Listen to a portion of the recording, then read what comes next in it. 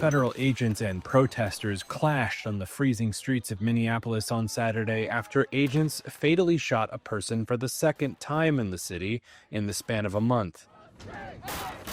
This video, obtained and verified by Reuters of the incident, shows multiple Border Patrol agents struggling on the ground with a man appearing to strike him before shots are fired.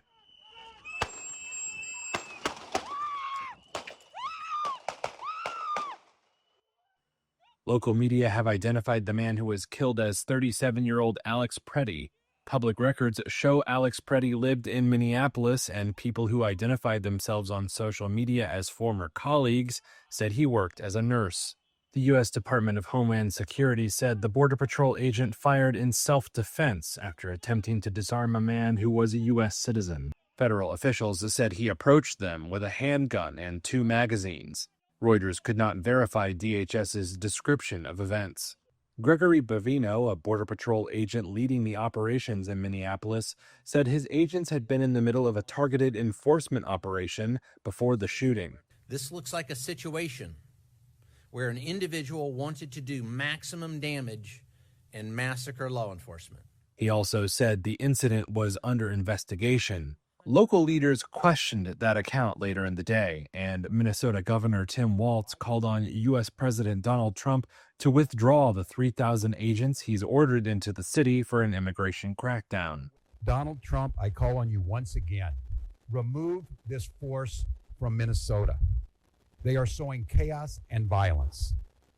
We've seen deadly violence from federal agents again and again and again.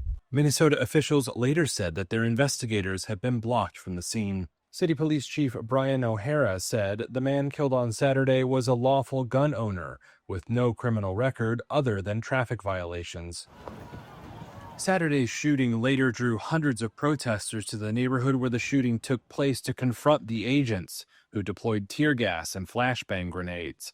City police later arrived to manage the crowd, which calmed down after the agents left the area.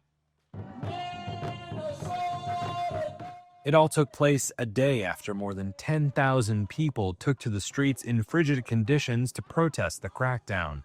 Walz and other Minnesota officials were already at odds with the Trump administration over the shooting of 37-year-old Renee Good by a federal immigration agent.